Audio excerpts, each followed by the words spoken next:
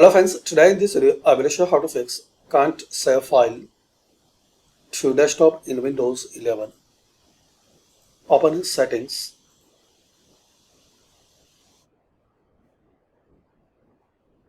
Here click on privacy and security. Click on Windows security. Click on virus and threat protection.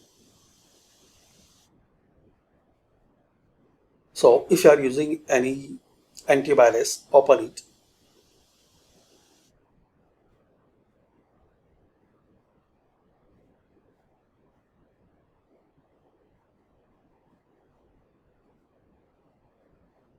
Now click on this three dot.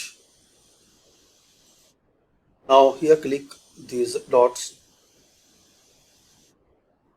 and turn off real-time protection for 15 minutes or for 1 hour. Secure apps. Now try to download your particular file. Hopefully once you disable antivirus software in your website, so you can save a particular file, but make sure your file has virus or not. You can't experience without antivirus scanning.